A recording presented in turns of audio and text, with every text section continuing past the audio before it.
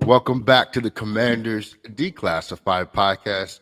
We're all back in the building. This is craziness. When is the last time this happened? I don't remember. Everybody's here. The season is right around the corner. We got some business we got to get to tonight. We got to talk about cut down day. We got to talk about what we think about this roster. And then we'll talk a little bit about the Cardinals. But first, let's say what's up to everybody. Eric, what's going on, man? I am ready for the regular season to begin. Preseason football is the absolute worst. No football is the worst, but preseason football is pretty close to that. So I'm very happy. Preseason's over. We're ready to get rolling. I'm excited. I'm excited to move forward. You know, I am a fan of preseason, or at least I used to be. I think without that fourth game, though, it something's missing from the preseason to me, and it really feels more like just purely a tune-up, and you don't really see a lot of the younger guys on display as much as you used to. But hey, that's just me. Brian, what's going on, man? Not too much. I am chomping at the bit for week one. I'm tired of the training camp. Well, this is what this guy did today in the preseason games. I'm ready for this regular season to start here. Yeah, I think we all are. Mike, what's happening? What's popping, y'all? I'm ready. Like Brian and E said, I am so ready for week one and just to talk about some real football, regardless of how the season goes. I'm just ready to talk about some real football. Now, so I put out on social media this week that it feels like this preseason across the league, folks are drawing significant conclusions from the preseason, be it how quarterbacks are performing, wide receivers are performing, running backs, defensive backs. Typically with the preseason, you kind of dismiss basically everything that you see other than can a person be functional. What do you attribute that to, Mike? I guess the time that they get between during off season now, because at first it was kind of like off season was kind of like get your body in shape. That's at least how the veterans used to do it. Now you listen to Bieniemy and Rivera talk about off season. They're installing the offense in mini camp now. So I think because the systems are installed earlier, it provides a smoother preseason for the 32 teams. Yeah, and Brian, do you feel like we're moving to a place where preseason is becoming a better indicator of regular season activity? It depends, right? Like, I think if you're one of the upper echelon teams, if you're a Kansas City Chief, probably not, right? They have such a good operation internally, practices, whether they do joint practices or not, that they're able to kind of know internally through practice, hey, we're going to be good. It maybe is a little bit more predictive for teams like us, where we're always at the bottom, right? And in years past in preseason, how inept have we looked? And we've excused it away by saying it's preseason, it's preseason, it's preseason. Well, we look competent. Does it guarantee us anything? Absolutely not. We could still go 0-17 this year. But we don't look inept. We don't look incompetent. For whatever that's going to be worth, I think it's at least something. We can at least definitively say, hey, the operation's a little bit better. Will it equate to wins? We hope so. Our fingers are crossed that it will. But I think, for teams like us, it's important. I think for teams like the Chiefs who know how to win and have been winning, they could lose all 4 games by 30 points, and it really doesn't matter for them. Right, right. Eric, do you feel like you've seen what you needed to see this preseason from this team? I saw a bunch of preseason football. That's what I saw. I think people are just making a big deal out of the preseason because there's something to talk about, and it's a 24-hour news cycle, and people need stuff to talk about. So I don't know what to make of what I saw in the preseason. I do like some of the things that I saw, but I think I haven't seen enough out of this team to make a determination. People are really, after that last game, the second preseason game especially, people are losing their minds over Sam Howell. And look, I've been on Sam Howell train from day one. Like I've been all aboard for this dude. I wanted this guy to get his shot. I didn't want to bring somebody else in this off season. I'm excited to watch him play this season, but even the Sam Howell stand that I am ready to say that maybe we should just pump the brakes on some of this Sam Howell talk that I've been hearing over the past week. It's been a little crazy. I'm excited to see him play, and I'm still excited for him. And I think he's shown I know you didn't ask me specifically about Sam, but I mean, he's been the talk of the preseason for this team. And, he's shown a very good command of this offense. But there are some flaws there that I see that I think people are maybe overlooking so that they can hype him up a little bit. So I'm excited to watch him move forward. I think there are going to be some growing pains, and especially for this team in general. I'd like to see more of like Emmanuel Forms doing things in coverage. He looked really good at coming up against the run. He did get beat a little bit in coverage, albeit playing some vanilla coverages this year in this preseason. So I certainly have not seen enough in the 3 preseason games to make a determination as to how this season's going to go. But I have seen enough to be excited for what's to come. Makes sense. I'm with you, and I've sort of been on the opposite end of the quarterback train.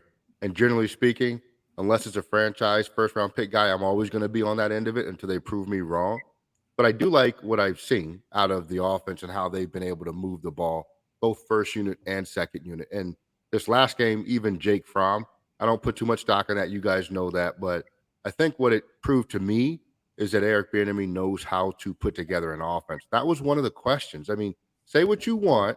Coming out of Kansas City, you had to see him separate from Andy Reid. And he showed you that he could put together an offseason program, and he showed you that he could put together an offensive game plan, at least for the level that you need for a preseason game.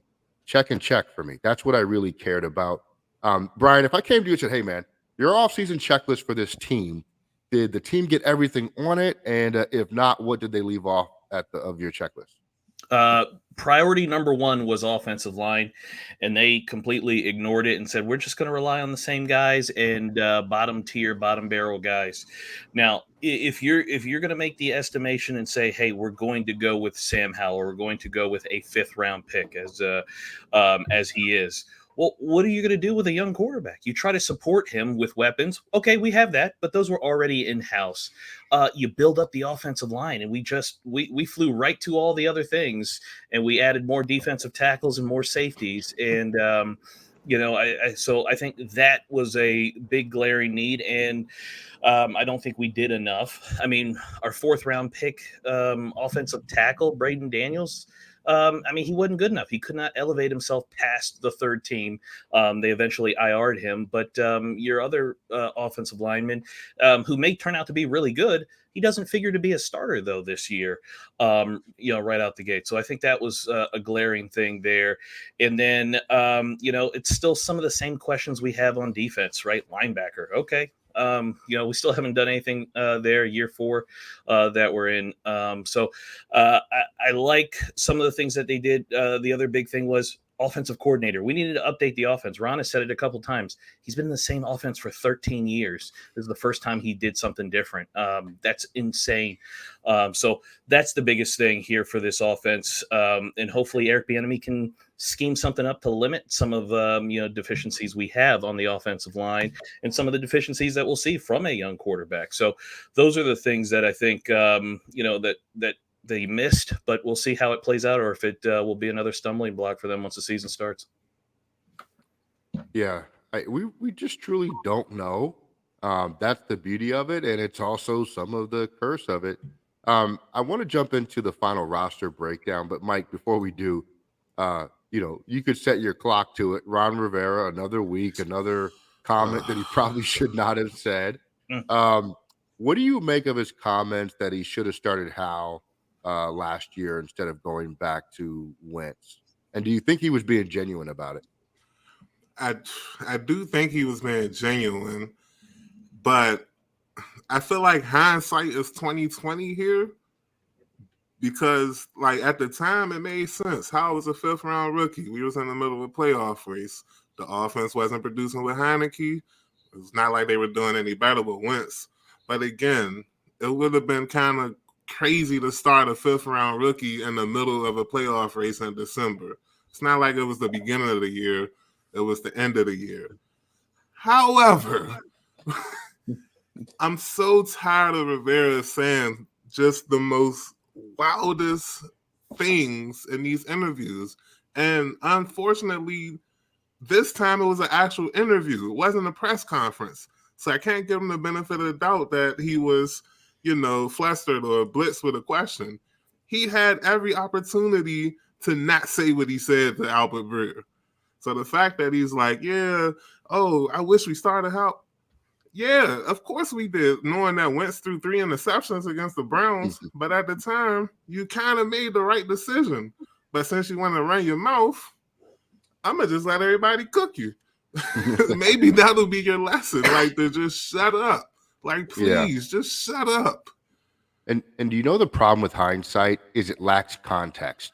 Right. And that's why it is not valid. So were you going to throw Howell in there against the 49ers, that defense they had last year? And if he doesn't perform, are you going to give him another chance? Exactly. Probably not, right? Because you have to factor in where he was drafted. This team would have been shopping for a new quarterback the moment the season ended if you put him in against the 49ers. All of our quarterbacks sucked against them. Then you had the Browns. The Browns defense last year was no joke. You know, they still had talented pass rushers. They were pretty decent. We scored 10 points against them. Grant Wentz was in that game. The Cowboys game was the perfect time to start him, in my opinion. And Rivera wasn't even going to do that. So I don't know if I buy his comments. I mean, I guess I do from the lens of like looking back, oh, I wish I would have done this. But at that time of the season, there's no way he was considering playing Howell any earlier than that. I don't care what he said he was talking to his wife about. Stop it. No, you weren't. You weren't going to do it. You got punked into it by Taylor Heineke basically refusing to play. And so that's how you ended up there. So now it may have ended up the right thing. And we said this over text. Look, Jordan Love needed time, right? And maybe he'll be good this year. Maybe he won't. You saw what happened with Trey Lance when you get put in too soon. You need reps in practice. You need time to watch other people do it, especially guys that aren't NFL ready. One of the big things with Sam Howell coming out of the draft was he needed time. There were mechanical issues that he needed to work on. Throwing him into the fire against San Francisco's defense would have been an absolute disaster, and Ron Rivera knew it. I don't know why now he's pretending. I don't even know why he's even talking about it, because what does last year matter right now? But it's the Ron Rivera thing to do. I know he was asked about it, but again, there's always a way to say something. And whenever Ron Rivera gets into a point where he's asked about things that he just should find another way to answer and turn or not answer, really, he always wants to just, let his soul out. I'm like, dude, pull it back a little bit. You don't always have to answer these kinds of questions. So I just and really, like, look what we're talking about. Are we talking about Sam Howell's progression lately? We're talking about Sam Howell last year and what should have happened. It's you can't do that. And for a guy that's now only focusing on football, he still seems to be putting his foot in his mouth way too often for my liking. Well, the only way this is remotely acceptable is if Rivera knows that saying these things are going to motivate Howell or motivate a Bieniemy. But other than that, it's absolutely no reason for him to say what he's been saying this offseason in general, to be honest with you.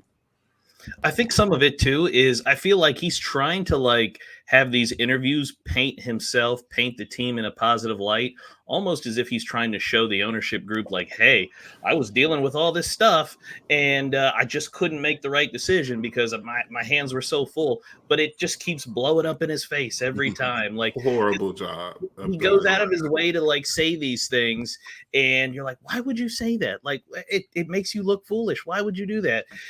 So I wonder if some of this is because there's a new owner. He's trying to impress, right? He's giving him game balls every 10 minutes to the new owner.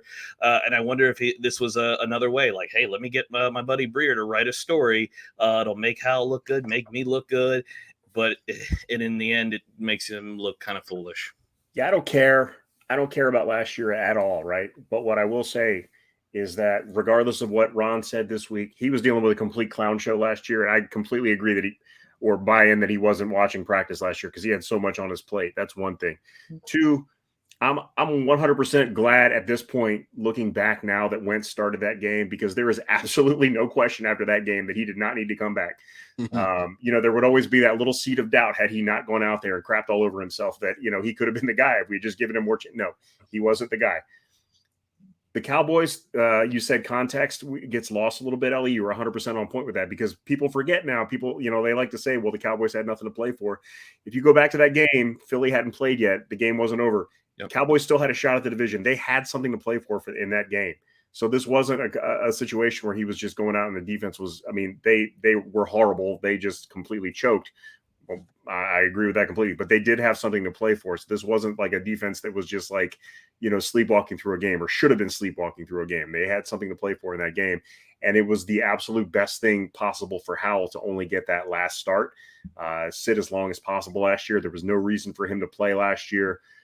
Mike said it. You were in playoff contention for the better part of last season. There was no reason to put a rookie quarterback in there when you were getting it done with, the guys that weren't necessarily the best option, but they were working for you. You don't make a switch to a rookie quarterback if you're in the midst of a playoff run and you're doing relatively well.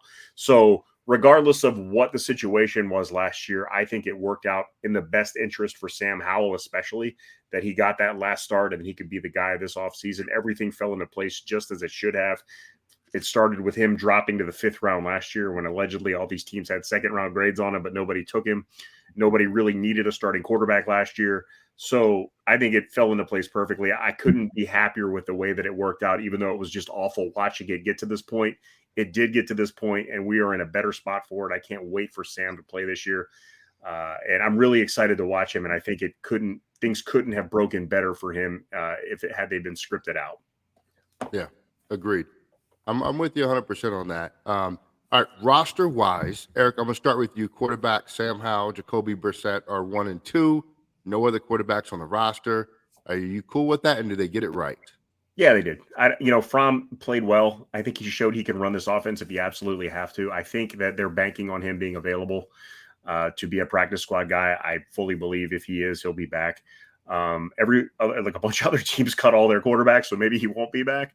But I think he showed well enough in Bieniemy's offense that the only threat to him not clearing waivers might be Kansas City, because he's shown he can run that offense, and I think that's the closest thing to what this team is running is running out in Kansas City. So if he clears waivers, I think he's back on the practice squad. I think Howell proved that he can be the starter. Brissett proved that he's a backup quality quarterback. He can come in. He can win a couple games for you. He can start in a pinch. He can come in mid-game. He's a perfect backup quarterback. I love him as a backup quarterback. I want Sam to be the starter. I want him to show that he can or can't do it, and I think this is the perfect opportunity for him. I'm completely fine with the quarterback position as it stands. And you got an extra roster spot. If you kept Fromm, who are you going to release? You're going to drop an extra offensive lineman, defensive lineman. We run through those guys especially like defensive tackles. Those guys – we run through them pretty quickly. They get hurt a lot, so it's better to have an extra one on the roster. Especially when you have 5 defensive lineman packages and guys get hurt, so on and so forth. Brian, tight ends. Curtis Hodges made the cut along with Logan Thomas, Cole Turner, and John Bates. Are you comfortable with this group? No, but I've got no other choice. I'm definitely not comfortable with Curtis Hodges. I mean, I don't know what he showed outside of just being 6'8". He's really tall. I think that's about as much as he showed to his game. I'm sure you could have gotten him to the practice squad, no problem. I hope that Logan Thomas is healthy and whatever injury he had, I think it was maybe a calf, maybe somebody kicked him in the calf like at practice or something. I hope that's okay. And he's been essentially off for the last couple of weeks and just kind of rehabbing, doing some light drill work and stuff like that. So hopefully he's ready. Bates is a solid blocker. I mean, he's probably one of the better blocking tight ends in the league. He's really, really good. And not much of the receiver. I think he'll catch a couple of passes, but Cole Turner has looked much, much improved from last year in terms of his blocking, but really, it was his hands, his receiving skills. He looks really, really good this year in his route running. So the big thing will be, hey, he's got to stay healthy as well too, because we're going to be throwing the football. As much as we Ron talked about in that press conference, running the football, we're going to be throwing it, and the big tight ends are going to come into play. And I'm okay with it. Hopefully, we can get Arma back, and he can be the 3rd or I guess 4th or another tight end option there. We can use him in the run game as well, because essentially it's really just kind of Bates as a legitimate blocking tight end out there. So I think it could have been better. I think there are other moves that they could have made, but if we're going into the season with this group, then I'm okay with it. Yeah, I mean, this is a group I really wish they would have upgraded in the offseason. And maybe they just saw enough out of Armani Rogers to think that he could have been tight end 1 or tight end 1A. and he just got hurt, and those things happen. And so you got to deal with those things as they come. I thought you summed it up well. Curtis Hodges was somebody that Doc Rivers told us he really likes, but you got to see it on the field, bro. And I think to this point, we really have not. Mike, Brian Robinson Jr., Chris Rodriguez Jr., and Antonio Gibson is your running back room. Are we missing anything there? Nah, I feel like those are the three you can, start the season with. Now, would I like for Jonathan Williams to somehow make his way back on the roster after a quick stint in free agency or injury destination or whatever? Maybe. But with those three running backs, you kind of have Gibson, who's speed, a little bit of power. You got Rodriguez, that's a hammer, and Robinson, who's looking like to be an every down back. I looked at some of his highlights today during the preseason, and he can catch it kind of smooth compared to what a lot of folks said about him entering the draft. His catching motions are very smooth, and once he gets the ball, we saw last year what he can do after a catch. He trucked somebody in the Falcons game and had another catch for a touchdown in 2022. So I love those three running backs to start the season. I feel like we're going to have to add another because it's a 17-game season and somebody's going to get banged up. So for all you Patterson fans, fear not. Got a feeling that he'll be on the roster at some point during the season, and maybe even Jonathan Williams as well. Yeah, I definitely want Williams on the roster. Jonathan Williams, friend of the program. That's our dude. I think he runs incredibly well for what he's asked to do. He's just not given enough opportunity. And pass protects. That's the thing that I'm surprised because he's by far the best pass protector of the four. He's looked really good at pass protection all preseason, and even go back to last season when he's in the game, he protects the quarterback really well. Yeah, agreed. Has anyone heard? I'm sorry, Ellie, but has anyone heard what his injury was? What Jonathan Williams' injury was? I saw he was released with an injury. Yeah, Time said it was a rotator cuff that he got it hurt in the game, but he thought it was okay, and it kept getting worse after the game. Oh, at least that's what they're going to tell us. Okay, I get it. Yeah. Look, you mentioned the three running backs, and really they're all kind of the same when you think about it. Yes, Gibson's a lot faster, but Gibson's longest run since his rookie year is 27 yards. You know what I'm saying? You don't get explosive plays out of this running backfield. That's going to be problematic. I felt all off season they should have added in a really explosive runner out of the backfield, right? Either through the draft or free agency. I would not hate them bringing in Kenyon Drake or something like that.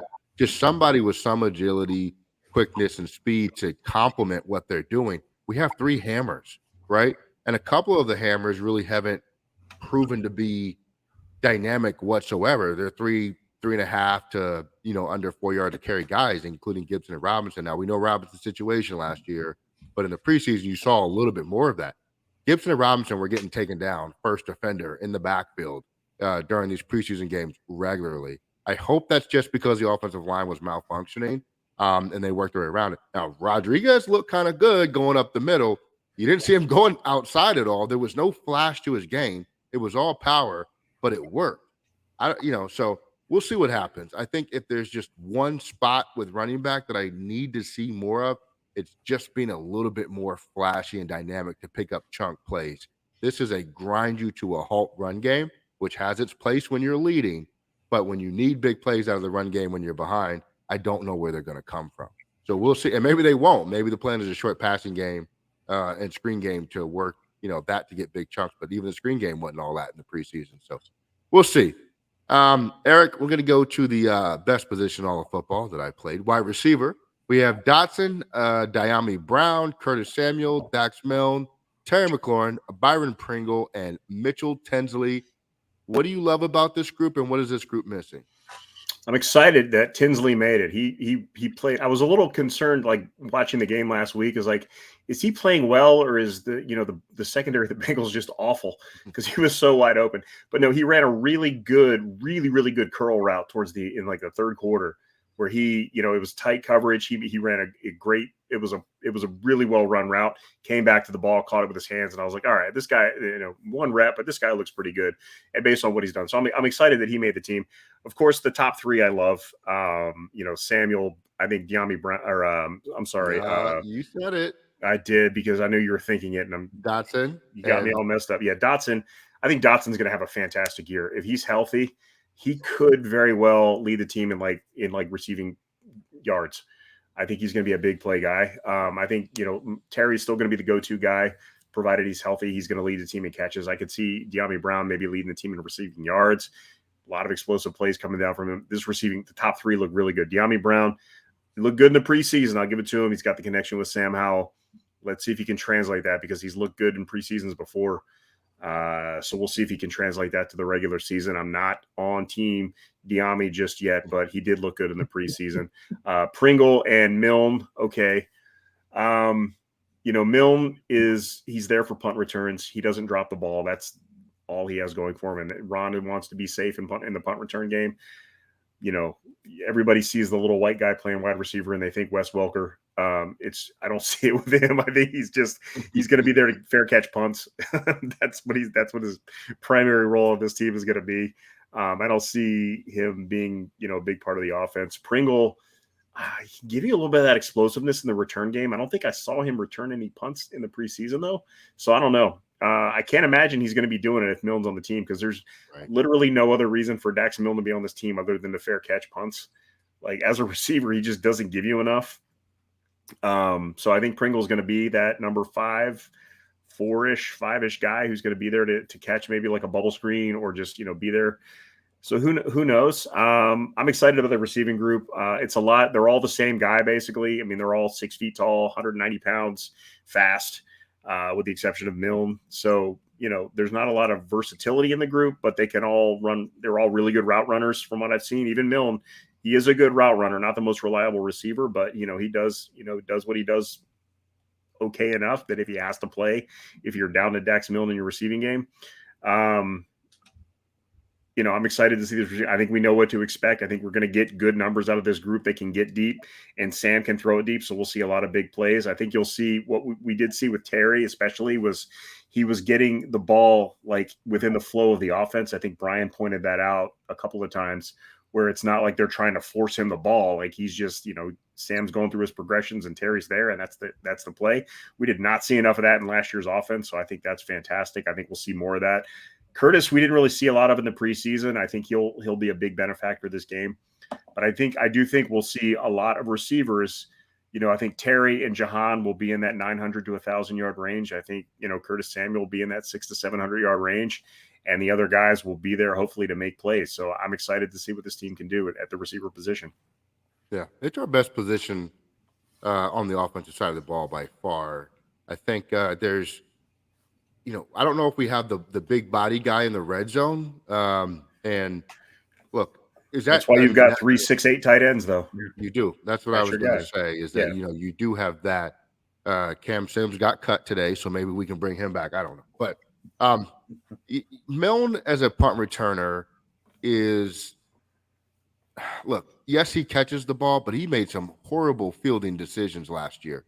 If you guys remember, there were some plays where he let the ball bounce inside the 10-yard line, or excuse me, like from the 15 down to the 1-yard line, because he chose not to field the punt. Field position matters in this league, especially when you're not an explosive offense, right? Because last year it was just protect the football and then punt and hopefully, you win the field position battle. Well, Milne cost us the field position battle quite a few times, even though he wasn't fumbling. So I don't I question his evaluation of Milne as a punt returner in general, and the lack of competition brought in to really handle that role. Yes, you brought in Kaz Allen. You should have brought in some more folks, especially because you could have 91 people at camp. Why not take a flyer on a guy that's really dynamic in the return game? That's my only real complaint there. But these receivers are so daggone good, especially the top three, as you pointed out. Curtis Samuel may be the odd man out, or he might be the even guy in this year. I don't know. X-factor, yeah, we'll see. We'll see. Ellie, to your point about Dax Milne, like, the defense last year was number 1 at forcing punts. Dax Milne had more punt returns than any other punt returner in the NFL, but he had like the least amount of yards to exactly what you were saying. And it's like, when you got a guy getting that many punt returns, wouldn't you want to put more resources into it, bring more guys in to try out? But they didn't. They were just like, okay, we got this one guy that we saw that we kind of liked, and that was it. And I'm surprised we didn't see Pringle. That's the thing, is like he has shown in the past that he can be that guy in punt returns, but I might have missed it, but I didn't see him return a single punt in preseason. Unless they were like saving them for the regular season, that's the only thing I could. Yeah, but then why is Milne back if you're doing that? That's what I was about right? to say, but like Ellie said, if that's the case, then what's the point of having Milne? Yep. Well, one last thing on the wide receivers. Ellie, you would always point out that Scott Turner's wide receivers would be like bunched up in like the same spot on the field. Now, only 3 games, so Bieniemy didn't show his whole game plan. So we could see it during the regular season. We hope not, but we saw good spacing with the wide receivers. They were never guys just 3 guys in the same spot where they all look confused or something running into each other. It really made the defense kind of have to cover all of the entire field. So that was kind of cool to see. Yeah, totally agree. I was very impressed with the offensive structure that we saw from Bieniemy. Brian, I'm going to give you the hog mollies, as David Gettleman calls them, right? Offensive line: Ricky Stromberg, Nick Gates, Andrew Wiley, Charles Leno Jr., Trent Scott, Chris Paul, Sam Cosby, Sadiq Charles, and Cornelius Lucas. If you're grading this O-line, what are you grading it, and what are we missing? I think you can only give them a C+ if you're being nice. I think talent wise they're a C+, and I think health wise, right? You got a bunch of guys who've been injured, especially in the interior, that you're hoping, right? And this is Ron's big thing, which is one of the things I have issue with, is you're hoping these guys stay healthy. They haven't shown they can, but you're just hoping, like some kind of magic, it'll just happen this year as opposed to the previous years when they were constantly hurt. So I think from a talent perspective, and I think from a health perspective, C+ is really kind of where they're at right now. And, I don't know that even if they play a little bit better, I don't know that they're going to get much better than probably what you've seen. I think, they'll probably, they'll be a little bit, they'll be okay in pass protection just by nature of the quick passing game, right? We're not asking them to pass block for 5-7 step drops, right? It's a quick set and get the ball out, so they're not too bad. I still think we're going to struggle running the football up the middle because I just don't think there's going to be enough push with Nick Gates and Cosme and Sadiq. And there's the other thing. Sadiq's never even finished more than 2 or 3 games in a row before he's gotten hurt. So I don't know if, he'll be the guy there or if it'll be Chris Paul or if it'll be Ricky Stromberg. Stromberg looks like a guy who can start at center and be a piece there for the future. But again, he's just a backup now. So we're relying on Nick Gates, who's had a long injury history. And then our tackles are average at best. And Bieniemy's gonna really have to scheme up and help them with chips, doubles, and moving the pocket, quick pass game, because they're not suitable to handle the Bosas, the Myles Garretts, the Micah Parsons, the Kayvon Thibodeaux, whoever else that we've got to face on a regular basis. They may do okay against ordinary defensive ends, but they're going to get exposed when they get somebody who's in prime time. So C+, I think, is really, the best you kind of can hope for those guys. Yeah, we are in the wrong division to have average at best offensive tackles. Yeah. We just are.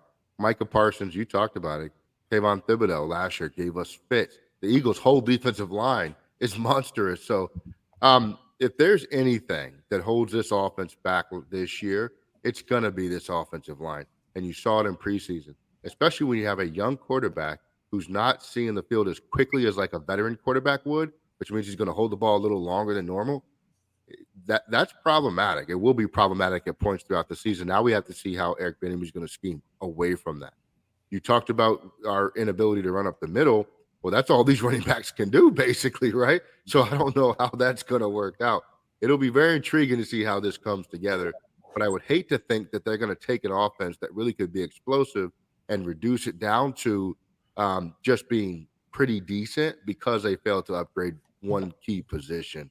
That's very frustrating as a fan. Now, we'll talk about how we think it'll all come together a little later. So I don't want to go too deep into that. Excuse me. But Mike, defensive ends. We have Andre Jones, KJ Henry, Montez Sweat, Casey Toohill, James Smith Williams, F.A. Obata, and Chase Young. What are you excited about with that group? Honestly, I know what the 5 veterans can bring. It's the 2 rookies that I'm most excited about. I really feel like Andre Jones and KJ Henry, they're going to contribute, maybe not this season, but for the years to come, well, at least until their rookie contract expires. But I like the depth of the defensive end now. You have the monsters and Sweat and Young. You have the good depth pieces with Obata, Smith Williams, and Toohill. And now you have 2 young bulls that you can just groom. Like, I love the defensive ends that they selected, and I look forward to seeing them perform this year and for years to come. Yeah, that's a solid group. It really is. And Chase Young is going to miss. Well, he has missed time almost every season he's been here. So let's see how Henry and Jones come in and play. Montez Sweat, Eric says, is going to have a monstrous year. I think he's in for a big year. But Eric, you're going to get the D tackles: John Ridgeway, John Allen, Deron Payne, and Fidarian Mathis. Is this just academic at this point? Yeah, I mean, it was pretty much, go to. And I think James Smith Williams will slide inside and play some defensive tackle when Fidarian gets hurt in week 1.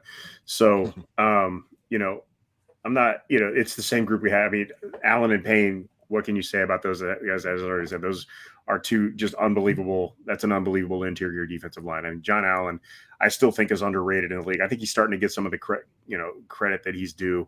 But I think he's just one of the top defensive tackles in the NFL. And Deron Payne is just, his explosiveness is unbelievable. And he just makes a ton of plays, and I think he'll continue to do that. Ridgeway has shown to be, like, when he can control his temper, just kind of get his head right on the field. I think he's a very solid defensive tackle and a really good depth piece. Fidarian, I haven't seen enough of yet. He got hurt very early on last year. I think he got hurt early on in the preseason. So, we'll see what he's got in the tank. But again, James Smith Williams is the guy that has been able to slide inside in the past and play a little bit of defensive tackle. So yeah, as long as Allen and Payne are healthy, I think we have no worries on the interior defensive line. I'm excited to see, Allen have the All-Pro type year that I think he's due. He'll continue to ascend. I don't think he's peaked yet. I can't say enough good things about John Allen. I know, Ellie, you're a big Deron Payne guy, and I agree with you. His athleticism and explosiveness is off the charts, and the consistency of Allen. If you can't double team both of those guys, so somebody's going to eat constantly. I cannot wait to see that group this season. I just hope they can stay healthy and just really feed this year. Absolutely. And if one of those defensive ends just takes their game just up one step, it enhances the entire group so much because all our pressure that we get now, it's up the middle. It's the 2 D tackles. We get some pressure from the edge, but if Montez goes off, like you're predicting, Eric, I mean, that whole group. When Montez goes off. You're right. When Montez goes off, that whole group will just go off. And I think we'll really have a defense that can dictate to offenses what they can and cannot do, because that's the big thing that we're missing is that outside rush to really kind of move the quarterback off their spot on there. Well, before Ellie gets back to us, I guess the next one would be linebackers. Your linebacker. I think that's your call. You give us your. I know you're a big fan of the linebacker group on this team, so please tell us what you think about. I'm a much bigger fan of the linebackers than the coaches, than Del Rio and Rivera, because they've really neglected linebacker these past 3 years, and this group this year is no exception. We had Jamin Davis and Cody Barton playing in the dress rehearsal game after he rested the entire defense, and I didn't hear their name once against the Ravens. I looked at the stat sheet; they had some tackles, but it was kind of disturbing to see 2 starting linebackers playing against, second team offense, third team offense, whatever the Ravens threw out there. and not really kind of see them pop off the field, right? I didn't see Jamin's athleticism, show up. So that was a little concerning for me. Now, again, they were playing behind second, third team defensive tackle. So, maybe that probably had something to do with it. But this is a very average linebacker group to maybe below average. We hope Jamin can take that next step, but it very much seems like any progress he's made has been very small incremental steps. I hope it becomes a thing where the light bulb goes on and he's running around and he's got 160 tackles and a menace, but it doesn't seem to be trending that way from the way the coaches talk about him and what we've seen in preseason so far. On top of the fact, you do have to counter or add in or factor in his off the field stuff, right? Is that weighing on him? Is that he's very much facing jail time. Like he will have to go to jail at some point, whether it's 3 days, 5 days, 8 days, whatever it is. I mean, that's a real thing that he's facing. So he might miss games this year, which is crazy. But I'm sure that's something that's got to weigh on him. And then Barton, he's brand new in this defense. I don't know what he's going to bring, if he's going to bring a whole lot. I do like that he's a very physical guy. And we need that enforcer, especially in the middle linebacker spot. So hopefully he brings a kind of an attitude, a mean spirit to that position. But the other guys, David Mayo, who else made it? Eifler. No, I forgot. It was just Mayo and Hudson. Just Mayo and two linebackers, yeah. Yeah, so I'm not expecting too much from this linebacker group. If they can just be average, clean up some of the tackles that are going to be funneled their way, I think we'll be okay because we're a defense of safeties and defensive tackles. That's it. I mean, this is a make or break year for Jamin Davis. I know he's got another year left on his rookie deal after this, but we knew coming into his rookie year with only 11 starts in college that he was going to be not super effective as a rookie. He made a nice step forward last year and became a solid player.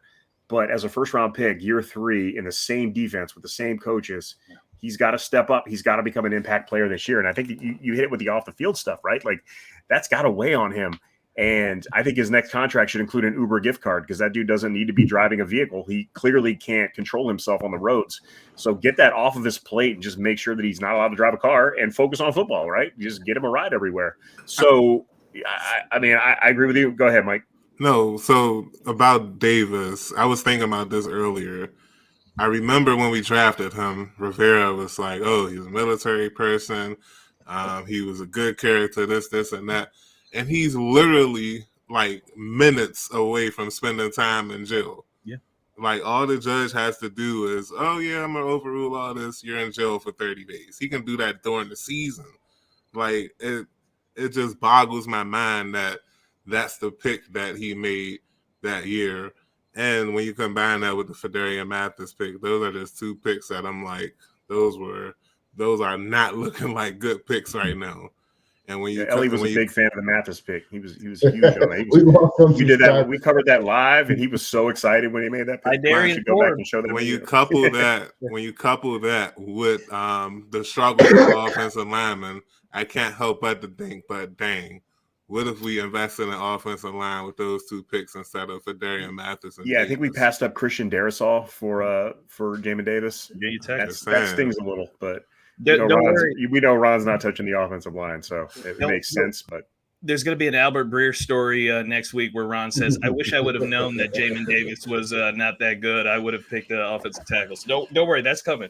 You see that, right? But like, did you see the story out of Dallas this week where Jerry Jones was like, "Yeah, I would have picked Jalen Hurts if he had been there when we." Like, you have a starting quarterback on your roster who's like, and you're just saying that. Ron's not the only one who does that. After he traded for Trey Lance. But yeah, there's discount Jalen Hurts. He's a wild cat. It was a great value, Jalen Hurts. I will say this though about Jamin Davis. It's weird to me that he's doing this stuff and starting to get into trouble while he's still struggling to live up to his hype. If he had already established himself as a first-round caliber linebacker and was getting into trouble, I'd be like, okay, he's sort of like, getting into money and things like that. Stuff happens. But the fact that you're still fighting for your NFL life and you're being so careless off the field is crazy to me. And like it shows me that maybe football isn't his top priority. It might not be, Eric. Yeah. And to Mike's point, he didn't have this reputation coming out of school or anything. It's just it's weird that would start now. It's really counter what you would expect. All right, cornerbacks. Where we at, Brian? No, Mike. I did linebackers. So whoever Mike. Mike's our cornerback guy. Mike is the cornerback guy. Sorry, I got kicked out of the stream. So, Mike, Emmanuel Forbes Jr., St. Juste, Kendall Fuller, Christian Holmes, Danny Johnson. Any significant surprises, or do they go chalk here? They went chalk. They are one short than what I thought, but thinking back on it, Richard Wildgoose did not have a good preseason at all. Honestly, some of the plays reminded me of his first game with us last season against Dallas at Dallas, where he got torched. So the fact that you start regressing in this defense is horrible when especially when you're trying to make the team. Yeah, I can see why they let him go. But yeah, I love these. Well, I would say I love these 5 linebackers compared to last season. I felt like it was a weak point on the defense. Now looking at it, it's just as strong as the offensive line. The defensive line. The corners are just as strong as the defensive line, top to bottom. Of course, the defensive line get the edge because of Allen and Payne. But talent for talent, skill for skill, I like these corners, especially compared to last season. Well, Williams, I'm sorry, I'm not even going to say his name. But, yeah, I love the corners. And if you don't, Jillian Waxon. If you don't love the corners, something wrong with you. I don't know what to say. So you're banking on Benjamin St. Juste staying healthy then. If you think this is as good as a defensive line, you're expecting St. Juste to play 17, right? Yeah, I guess. But, you can't deny when he is playing, like he's definitely an average to above average corner. Now, I know we lost a game to the Vikings, so don't hit me with but we lost stuff. But in that game, he went blow for blow with Jefferson. Now, they try to hold him at the end on that pass interference. I really feel like that was a petty call in that Vikings game. But needless to say, like I said, play for play, blow for blow, St. Juste was right there with Jefferson. So now you add Forbes to that group. You have Christian Holmes development. I think this is third season now? You have Christian Holmes. Second. Okay, I'm missing him up with Percy Butler then. So, yeah, you got Holmes in his second year.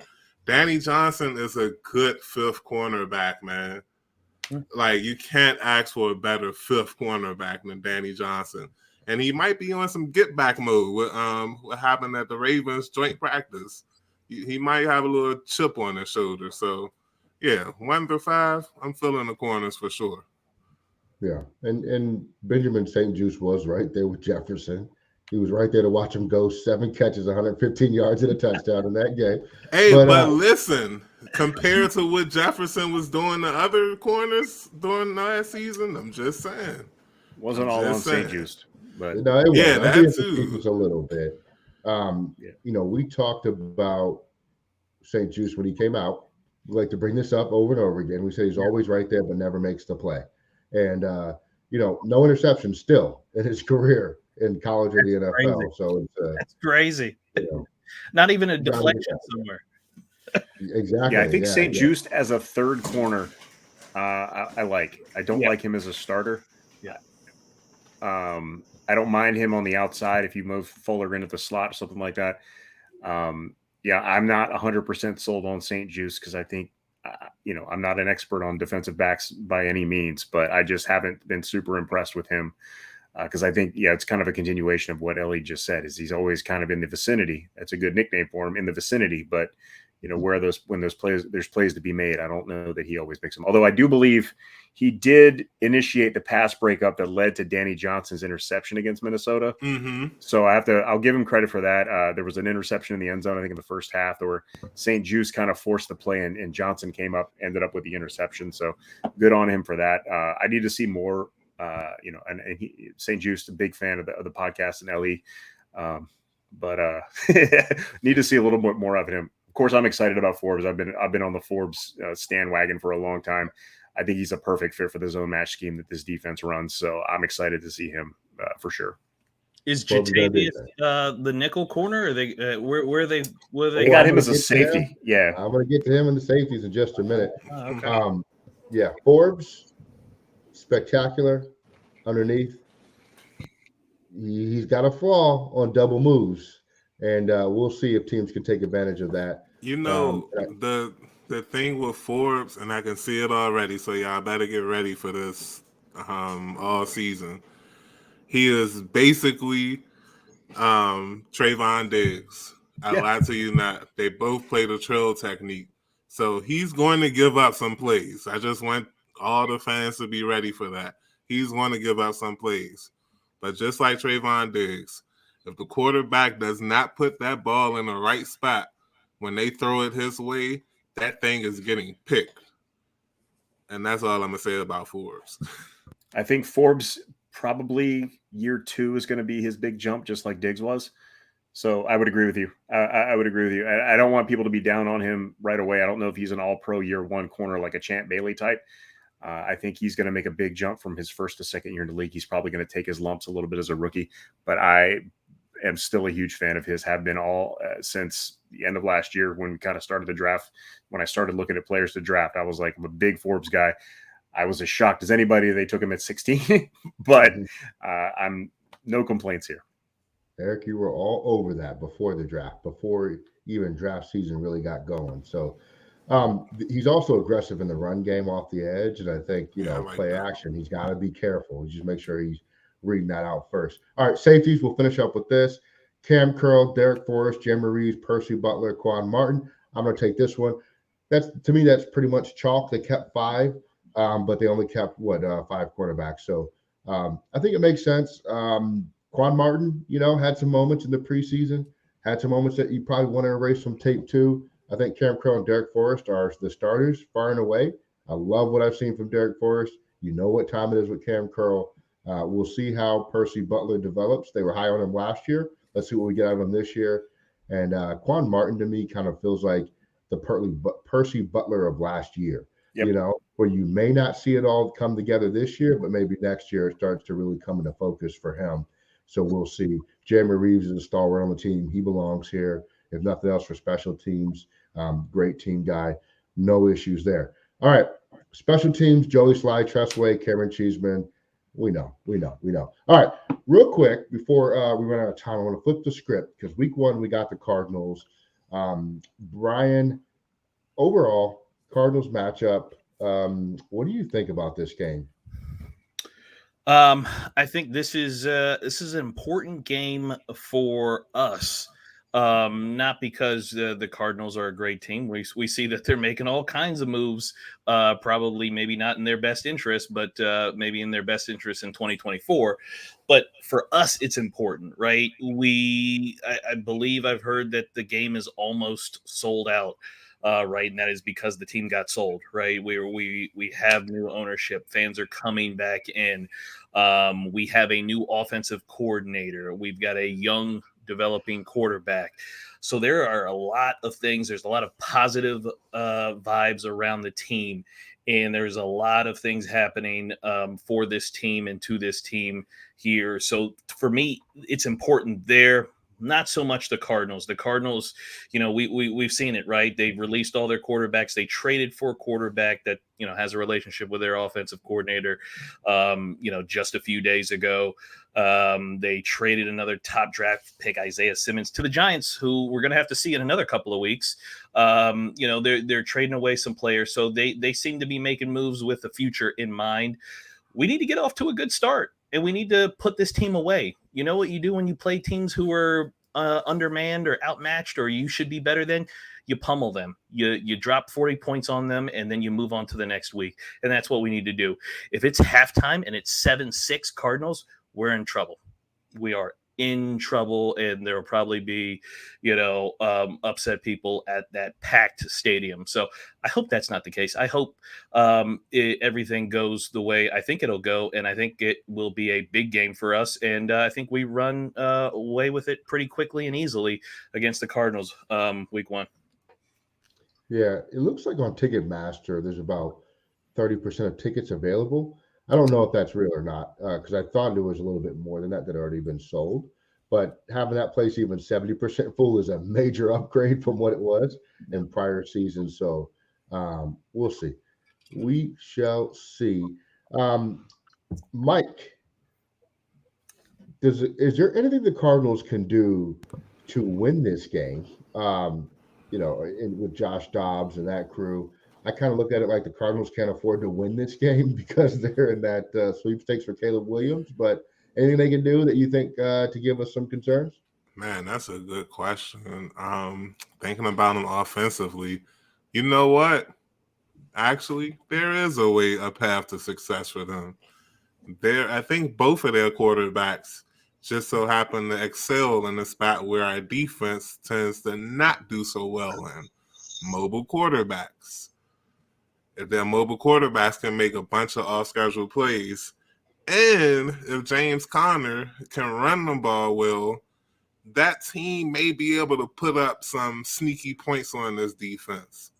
But if the defense can find a way to shut down the mobile quarterback, rather it's Dobbs or I don't even know their starter. Who? Clayton Tune. Yeah, like if you say so. I thought McCoy was the starter when I saw that they cut him. I was like, whoa, what is going on here? But it's a game Washington should win. But if they lose, it's probably because of what I said. They could not stop the run from the quarterback or Connor. And it's going to be a lot of people at that stadium that's upset. Me being the biggest, probably, literally and figuratively. Connor is a very underrated running back because he just goes forward. You don't tackle Connor for losses, right? He is always effectively going forward. Now, our defense in the preseason showed a vulnerability to being stretched and then cut on upfield. That's not what Connor is, so I feel okay about that to some degree. Josh Dobbs is mobile, as you said, and he proved that in Tennessee when he got in the game. I think he was averaging 5 yards a carry. He's not your Jalen Hurts or Josh Allen type of guy. He wants to work from the pocket or on boots and things like that. We'll get more into that next week, but I think the Cardinals, if the Cardinals find themselves up in the fourth quarter, they're going to pull out the guys that are in the game anyway and put in there. They have no desire. Their mission is clear. I'll put it this way. To me, their mission is clear, even though they got to figure out what to do with that Kyler Murray contract, but they are trying to position themselves to be at the top of the draft, whether they're going for Marvin Harrison Jr. or they're going for Caleb Williams. They do not want to mess around and win a game, especially one like this early on. So, Eric, if we feel like the Cardinals are not trying to win, give us a reason to watch the game. And why would this be interesting for Commanders fans? Well, there are only 17 games per year to watch, so you should watch it because there aren't that many Commanders games to watch in general. I mean, maybe you make the playoffs, but I mean, there's no reason not to watch this game. It's the first game of the post-Daniel Snyder era. There's no even if you're not a Commanders fan, you should be watching this game. It's a great thing for the NFL, right? Like, the witch is dead. So I don't know why anybody with any sort of interest in football wouldn't want to at least check in on this game for real. 100% can't think of a reason not to watch this game if you're a Commanders fan. It's the biggest game in, since the playoff game in 2012, probably. It's huge. And I'm not completely sold on the fact that the Cardinals are just going to not try to win this game. They're going to try to win this game. They're probably, the upper management is making moves to ensure that they don't win this game, but the players and the coaches are 100% going to try to win this game. And to Mike's point regarding, Josh Dobbs' mobility, I'll counter that with saying that if Jack Del Rio gets fooled by Josh Dobbs' mobility, it's on him because Josh Dobbs also is a crappy passer.